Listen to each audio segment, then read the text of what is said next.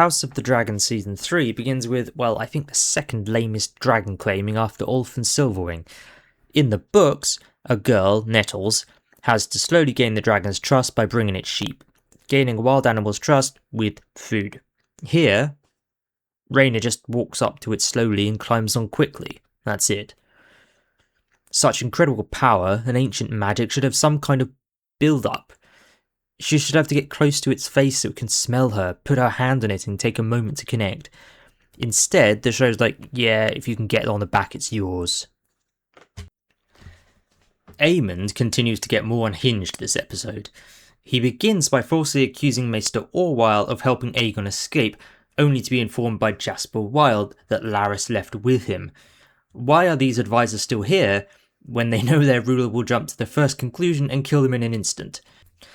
Aemond then meets his mother in the throne room where they have a little chat, and for no reason I thought it of note that they don't appear to be the slightest bit sexually attracted to each other on account of being mother and son. This makes it all the more jarring later in the episode, where we have a bizarre and awful scene where Alicent convinced Aemond to leave King's Landing for Harrenhal by seducing him. They kiss on the lips. Bottom of the barrel shock value for me. It does nothing for their characters, and it just left me angry and disgusted. There's been incest in the show before, some with underlying attraction, aka Rhaenyra and Daemon, some of it forced, like Aegon and Helena. It's a cruel world, but we know why they were forced into it. This is neither of those things. It feels completely out of character for both of them. Previously, Aemond had a relationship with an older woman in a brothel. Are we supposed to think that meant he was attracted to his mother? There's a big difference. I didn't get any hints of any sexual or romantic attraction to his mother from any of his earlier scenes, only that he lacked affection. This kiss wasn't necessary. Alicent could have convinced him with mere motherly affection, and I really hope this doesn't go any further. We get our first look at Lord Ormond Hightower here with what I believe to be a squire. I hear rumours that this boy is Daeron Targaryen, Alicent and Viserys' third son, but I doubt it for two reasons. Firstly, I don't think they'd treat him like a servant, given that he's the king's brother and their greatest military asset, a dragon rider. Secondly, his mannerisms don't really fit the picture Gwaine painted of him in Season 2, about being as good with a lute as he is with a sword, and a ladies' man to boot. It sounded a lot more cavalier, and this guy looks kind of uptight. However, Ormond calls the Targaryens savages in the trailer, so maybe there's some sort of abusive relationship with his ward, suppressing his Targaryenness by covering up his silver hair and treating him quite strictly, but right now I'm doubtful. Ormond himself isn't quite what I was expecting. Seemingly played for laughs as a pompous man who doesn't like bad smells and carries a scented ball with him.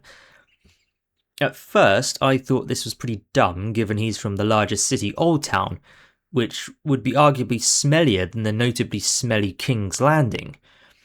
Upon checking the lore, however, it turns out that Old Town is known for its orderly streets and flowery smells. It even has a form of sewer system. So I guess his sensitivity does have a backstory.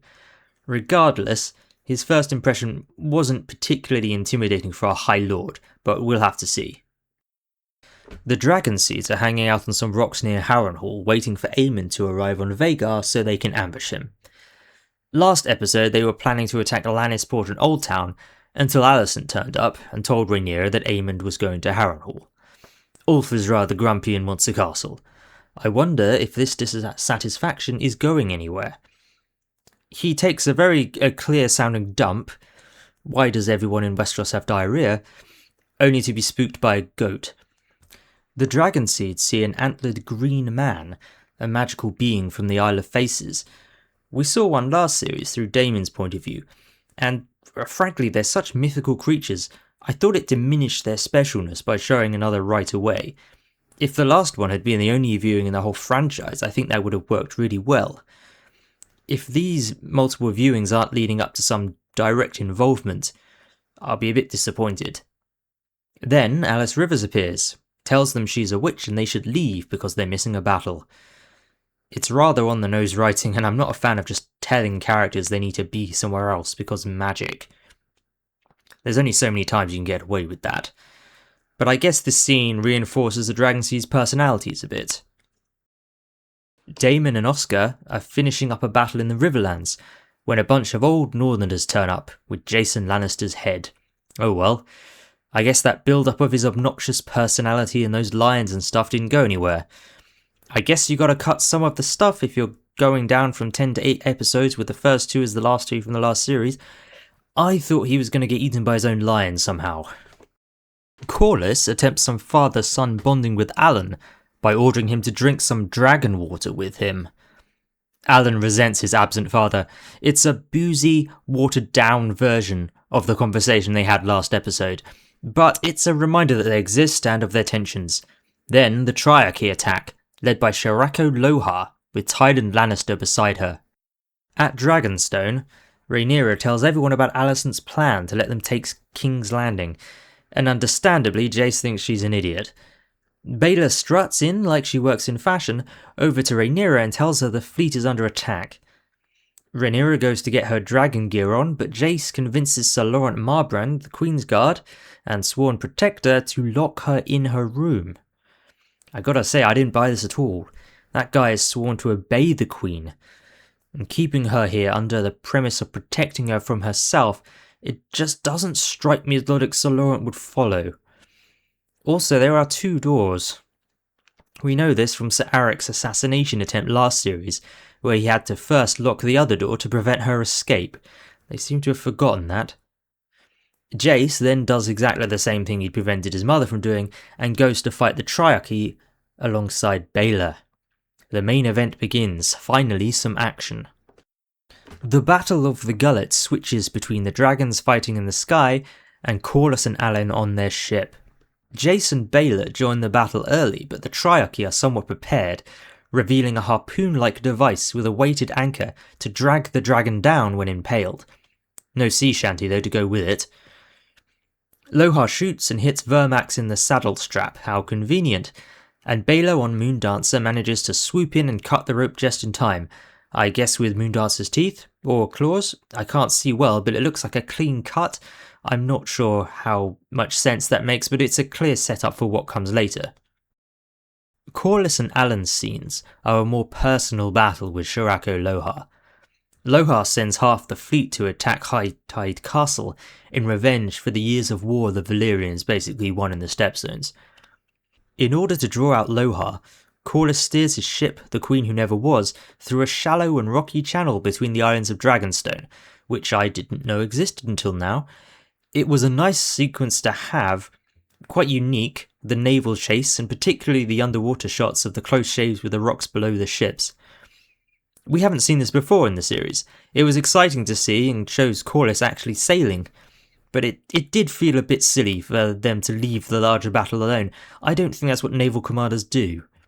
Corlys and Lohar's ships both make it through, and Lohar rams the Queen Who Never Was, splitting it in half.